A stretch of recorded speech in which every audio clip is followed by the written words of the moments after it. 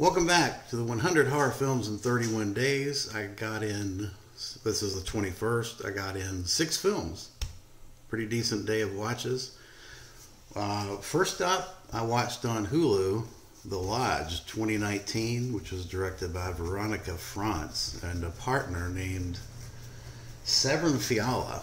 And they did Goodbye Mommy, that's where I know them from.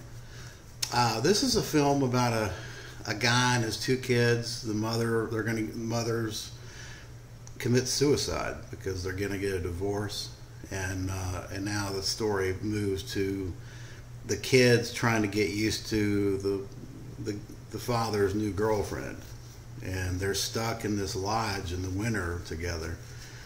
Man, it's very creepy. I really liked it. I thought it was fantastic. One of the things I really liked about it, which was refreshing, is that they didn't use jump scares. They didn't use what I would call cheap jump scares for the horror elements. They just let the story and the characters play out, and the horror elements associated with the story by itself. You know, it's kind of like taking a good steak and just fixing the steak without any A1 sauce, without a bunch of toppings. It's just a really expensive steak, and you can appreciate it for what it is without a bunch of trappings, and that's what this did. I think The Lodge went back to just good story, good acting, atmospheric, great setting, and let those things make the movie scary, not a bunch of cheap jump scares. So yeah, I thought it was great. 9 out of 10. Next up, let's see, a lot of movies yesterday for the 21st. 1962, The Day of the Triffids. I watched this on Amazon Prime. This needs a Blu-ray. This is directed by Freddie Francis, and it's a science fiction film, which is kind of an odd... Well, Freddie Francis did a few of those. It's not really an odd thing. He did dabble in that a little bit. Basically, it's based on a novel, but the film varies from the novel pretty significantly. You've got meteorites that come crashing down into the earth, and they cause blindness. So 90% of the population is blind, and along with that, you've got a situation where these alien-like creatures that are plants are trying to take over, and there's a big battle between the people that can't see and the Triffid plants. It's a very cheesy, low budget British horror from the 60s, but it's a good story, and I thought it was obviously it didn't age well, but I still enjoyed it. I kind of grew up with it, so I give it a pass just because of that. I gave it a 7 out of 10. The only thing I saw that was a real negative, in my opinion, is that the acting is a bit flat. Next up is a surprisingly good film. I was so surprised how good this was. Depraved, which is a 2019 film. Larry Fessenden in his reimagining of the Frankenstein story. And I loved this film.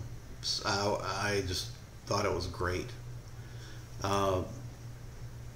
Because first of all, how many times has Frankenstein been done and redone? I mean, and so to take that on, I'm already in the camp of the person trying to take that on, this being Larry Fessenden, just because that's challenging material for something that's been done over and over and over. And he did something with it that was refreshing and new and smart.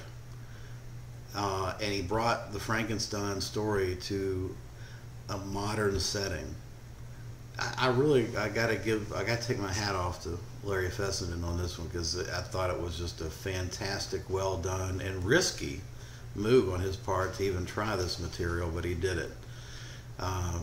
Basically, you've got a scientist hired by a company, kind of a shady company, and particularly the guy that represents the company. They set this scientist up in this loft-like apartment where he's supplied with bodies to try to reanimate. Basically, the company's trying to do experimental drug testing. It's all about the money for them. They're trying to find successful drugs, experimentation-wise, that can do a variety of things. I think it was called Rad-X was the drug that they were talking about. But yeah, I mean, the whole thing was very much in a modern way setting. It doesn't play at all like all the Frankensteins before. I just think you need to see it. If you haven't seen it, you definitely need to see it. I give it an 8 out of 10. Thought it was fantastic. I really don't want to go into too much depth about it, but I thought it was great. Depraved, 2019. All right, let's see. 3 more. Let's do Mad Love. Mad Love, 1935. Carl Freund, who typically was more into the cinematography, he did do some directing, and this was, I think, one of his best directed films. It's certainly one of my favorites. Mad Love, 1935. Peter Lorre. It's Peter Lorre tour de force portrayal. It's based on the Hands of Orlok story. Lorre plays a doctor, a mad doctor that's brilliant but crazy. And he's in love with a woman that's married to a pianist. And their lives intertwine. The pianist has an accident and gets Lorre to help replace his hands. And the hands are from a knife, basically a criminal that can throw a knife. That's all he can do. And that's where the story just kind of takes a left turn. It's fantastic. It's just a fantastic movie. Peter Lorre is just he just chews up the scenery as Dr. Gogol. I mean, he's fantastic in this. 8 out of 10. Great watch. That's one I highly recommend for anybody that hadn't seen it. Someone mentioned, and they were correct, that a lot of these old MGM and Warner Brothers discs, DVDs, they freeze up. They don't play. And he's right. I mean, this whole set, which this film came from, the first film is the only thing it plays. You try to play the second film, and it either doesn't play at all, or it goes to the first film. Just crap. It's just, I don't know what causes that, but it's like that for this set, the Hollywood Horror Classics, I think they call this, and then the Warner Brothers Gangster set. It's time to upgrade is the bottom line, right? Next up, 2 more really good watches. New York Ripper. This was the this was the sunset pick of the day. 1982's New York Ripper with the lenticular cover. You can see the titling move. Blue Underground released this. What a sleazy piece of New York, early 80s, late 70s New York. I mean, it's fantastic. It's very sleazy, very gory, and very difficult to watch. You've got a killer who quacks like Donald Duck, and he basically is a sadist, and he's any female that's attractive or triggers him sexually, he's just kills them in the most depraved way you can possibly imagine. Yeah, I mean, it's a tough watch. It doesn't pull any punches. This is obviously Lucio Fulci at his one of his best. I mean, I think this is one of his best. It's a fantastic film, and I mean, it just is a tough watch. And I mean, you've got part of the hardest one to watch for me. I'm sure everyone that's watching this has seen it, but the razor blade down the face and down the eyes, man, that gets me every time. Wild stuff. 9 out of 10. And this release is just chock full of It's got the soundtrack. It's got commentaries, interviews, good stuff. And then finally, I watched The Screaming Skull. Picked this up for like $10 from Scream Factory.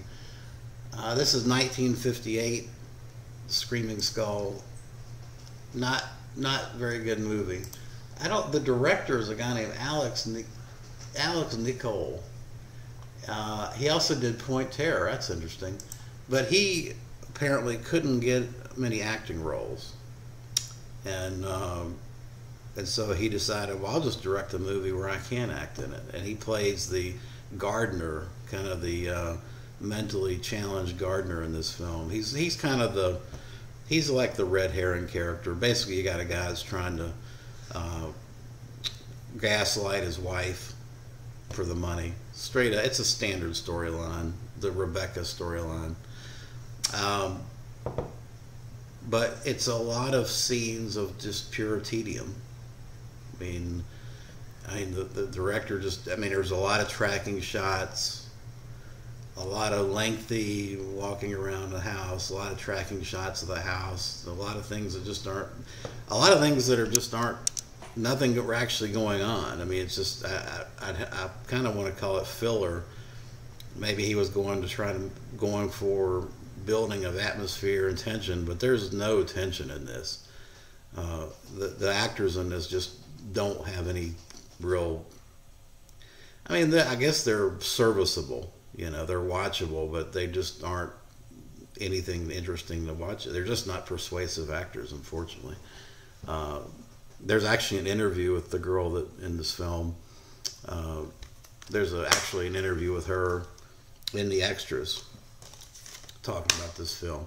A lot of people's kids saw this and it frightened them as a kid, but I don't know. It's just not a good movie, I don't think. Maybe I don't appreciate it like that's what they're talking about in the extras, how this film is misunderstood. Maybe. I just think it's tedious and dull. But I gave it a 4 out of 10, I think. Let me see. Yeah, 4 out of 10. All right, that's going to do it for day 21. And if you have any comments about these films or any thoughts, feel free to leave it in the comments below. We're getting to the end here. Thanks for watching.